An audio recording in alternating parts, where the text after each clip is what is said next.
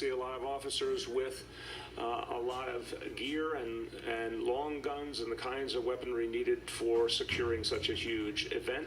There obviously will be measures you won't see as well. While police protect the crowd from violence, organizers are paying tribute to journalists who were victims of violence this year. The ball drop this year is dedicated to the free press after the murder of Washington Post columnist Jamal Khashoggi and the shooting at the Capitol Gazette in Maryland, where 5 journalists were killed. The dedication is also part of the design this year. New crystals were installed in a pattern called the Gift of Harmony, a symbol of hope for peace in the new year. And standing on the stage as the ball drops tonight will be 12 esteemed journalists from several networks and newspapers. Among them our very own John Scott. Ed. All right, Jackie, Happy New Year. Let's stay in Times Square and go over to my buddy Pete Hegseth. He joins us live from Times Square. Pete, we're going to get to your interview with the president, but please, you're bundled up.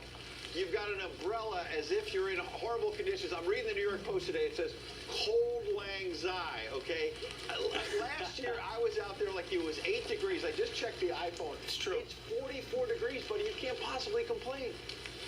No, it's only wet lang syne tonight. I don't know what's worse, cold or wet. You know, I'm a Minnesota boy. I'd prefer it to be cold. I can handle this. With this wet stuff, we just had one of our lights set on fire over here, covered in plastic. You know, we're in some new we're all good. Don't worry, we're in some new elements. Absolutely. So I'm going to use that to boost my credibility. And I know you're tough. I know you handled it last year. I know that you can handle anything, as you said. Let's get serious and talk a little bit about your interview with the president. A lot of people in the mainstream media in recent days, as you know, we talked about it on Fox and Friends last week, and they're saying he's cooped up, he's on defense, he's in the White House